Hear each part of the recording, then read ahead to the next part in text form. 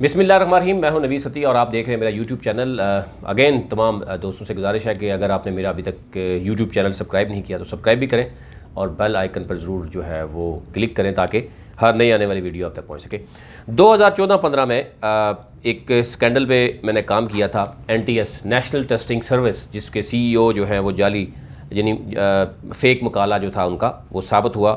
और उसके बाद फाइनली वो उनको बरतरफ कर दिया गया था, फिर मुल्क से बाहर चले गए। 9 माह तक वो केस भी मौजूद रहा। वो था नेशनल टेस्टिंग सर्विस के NTS जो है वो क्या है, उसका लीगल स्टेटस उस वक्त के क्या था, वो उस पर हमने पूरा एक वो किया था। अलग से मैं एक पूरा प्रोग्राम अगेन वो करने जा रहा हूँ, वो मैं आपको आपसे दोबारा शेयर करूँगा। देखें, नेशनल टेस्टिंग सर्विस जो है वो 2002-3 में जो बनाई गई थी, उसका मकसद ये था कि मेरिट की जो धज्जियाँ उड़ाई जा रही थी वो ना उड़ाई जा सकें और तमाम यूनिवर्सिटीज़ के ताकि मयारी टेस्ट कंडक्ट की जा सकें, स्कॉलरशिप दिए जा सकें। लेटर हमने देखा कि टेस्टिंग एजेंसी में कन्वर्ट हो गई और फिर तमाम जो सरकारी या नीम सरकारी इदारों की जो भर्तियां हैं वो भी NTS जो है वो करना शुरू हो गया। इसको देखते हुए क्योंकि बहुत बड़ा माफिया इसमें सरगर्म रहा, बहुत बड़ा पैसा इन्वॉल्व रहा, क्योंकि जो कुछ हमने देखा कि स्कॉलरशिप के नाम पर जो लोग बाहर गए, फिर जॉब्स जिन लोगों के पास आई, टेस्ट कैसे कंडक्ट होता रहा, बैंक डाटा कैसे होता रहा है, फिर उसके पास साथ साथ आपको ये भी गाये बगाए आपको ख़बरें आती रही हैं कि जनाब टेस्ट जो है वो किस तरीके से जो है वो पहले से ही पेपर जो है वो लीक होते रहे। तो ये चीज़ें जो है नज़र आ रही थी कि क्या कुछ होता रहा ये सारी सूरत हाल। उसके बाद हमने देखा कि जब इस एक इदारे में इतनी पैसे की रेल फिर रही है और बहुत कुछ होता रहा है, इसमें जो करते धरते बहुत से लोग थे जो NTS के साथ रहे हैं और जो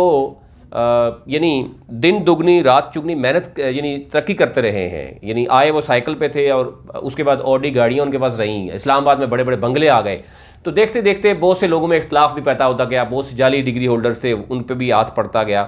तो NTS में जब CEO जाली यानी मकाला पे फारग हुए, उसके बाद 30 मुलाजमीन NTS के फेक डिग्रीज़ पे फारग हुए। जो साबिक CEO थे उन्होंने जब कार्रवाई की, FIA ने मतलब मुख्तलिफ केसेस अभी भी मौजूद हैं, पेंडिंग है। FBR ने भी केस किया जो टैक्स के हवाले से था। एनीहो मतलब बहुत सी चीज़ें हैं, वो मैं अलग से एक घंटे पूरे का शो करूँगा। होता क्या है कि उसके बाद जब NTS को देखते हुए बहुत सी टेस्टिंग एजेंसी आ जाती हैं, जिन उनमें से कुछ लोग ऐसे हैं जो समझते हैं कि इसमें क्या कुछ है, एक पावर भी है, पैसा भी है, यानी मुख्तलिफ इदारों में के अंदर इन्वॉल्व होकर सेक्रेटरी तक, क्योंकि हम देख रहे हैं कि जब ये इशू हुआ था, मैं देख रहा हूँ नोटिस 16/1/2015 को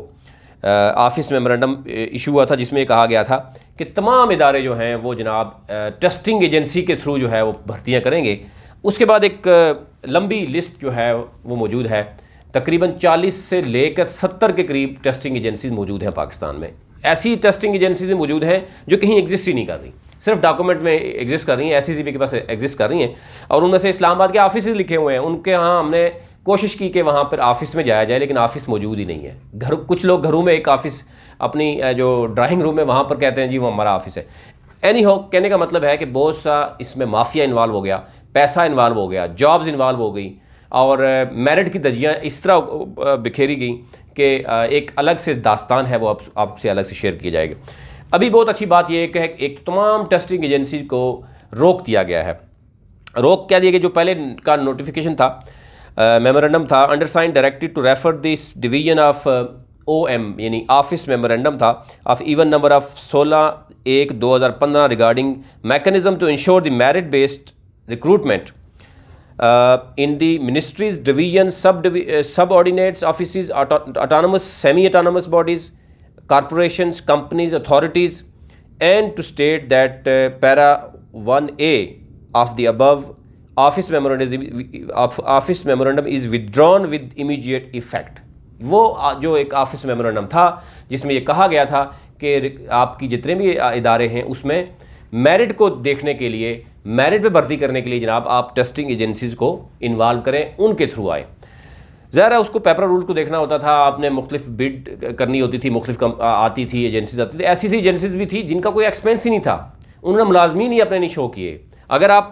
40 से 70 के करीब आप देखें एजेंसीज और उनसे आप सिर्फ डाटा तलब कर लें कि जनाब आपके मुलाजमीन कहाँ हैं, आपका ऑफिस कहाँ है, आपने कितना टैक्स पे किया, आप खुद टैक्स पेयर हैं या नहीं है, तो बहुत से सवाल उठेंगे। और वो मुख्तलिफ आप देखेंगे कि वो लोग कौन से, जो कुछ रिटायर्ड लोग थे, कुछ पुलिस अफसरान रिटायर्ड हुए हैं, कुछ सेक्रेटरीज रिटायर्ड हुए हैं, और उनको पता था कि उनकी कलम से क्या कुछ होता रहा है। और ऐसी डीलें होती रही कि 100 वैकेंसीज थी, उनमें से कहा जाता था कि 50 हमारे लोग पास करने हैं आपने। पासिंग मार्क्स के बाद क्योंकि इंटरव्यूज़ खुद वो कंडक्ट करते थे, तो बड़ी बड़ी यानी गेम्स हैं रही हैं जो आपको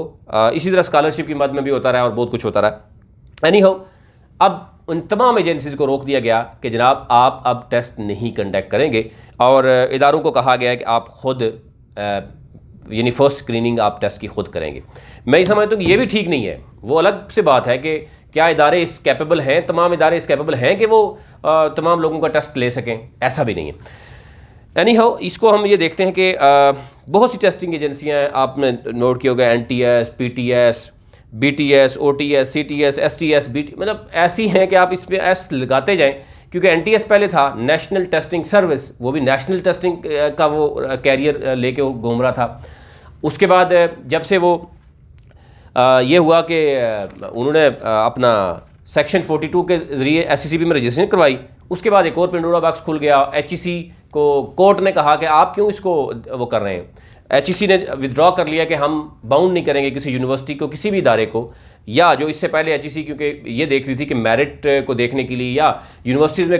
एडमिशन कंडक्ट करने के लिए स्कॉलरशिप के लिए NTS का टेस्ट ज़रूरी था। बाद में हमने देखा कि NTS जो है वो कोई प्राइवेट कंपनी की सूरत में भी नज़र आ रही है। अभी उसकी कोई लीगल जो है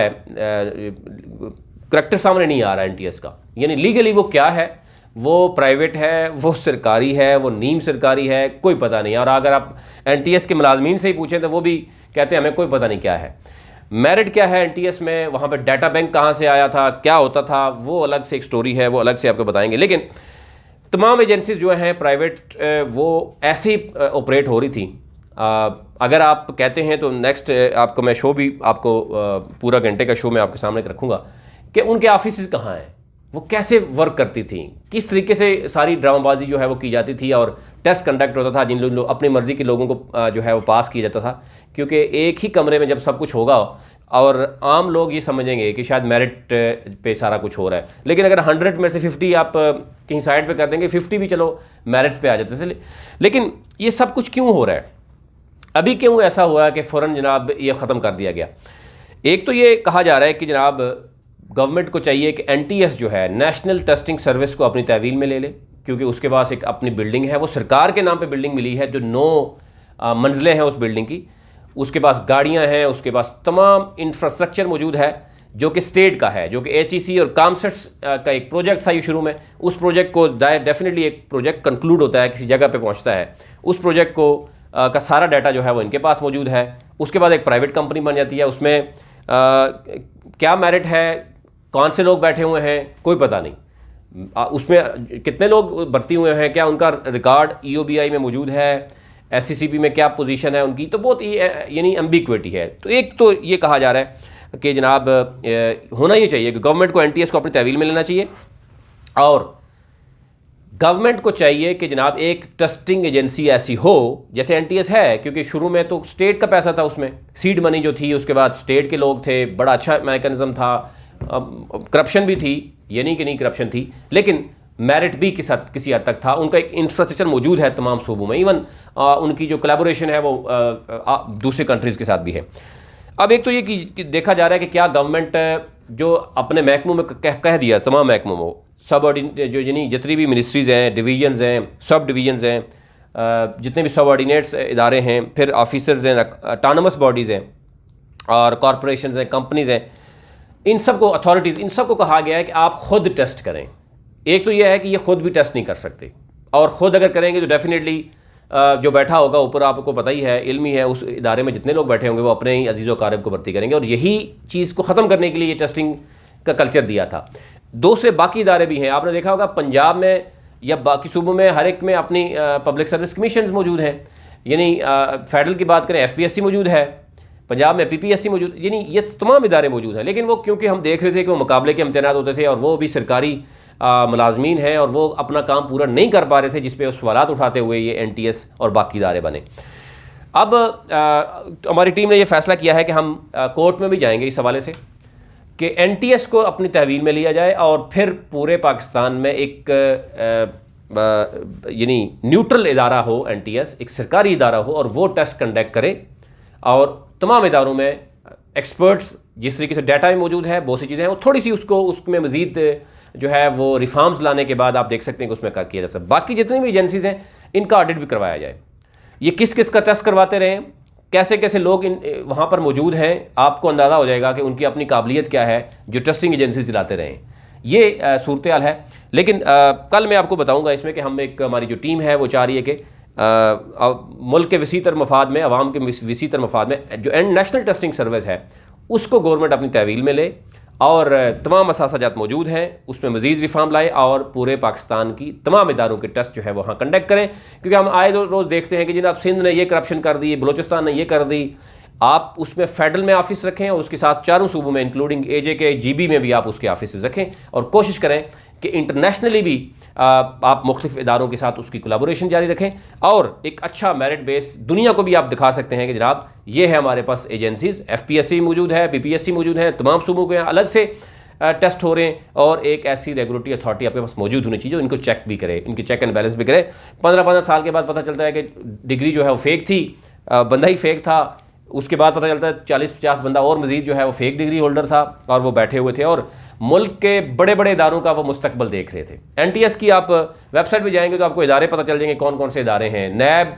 सुप्रीम कोर्ट, इवन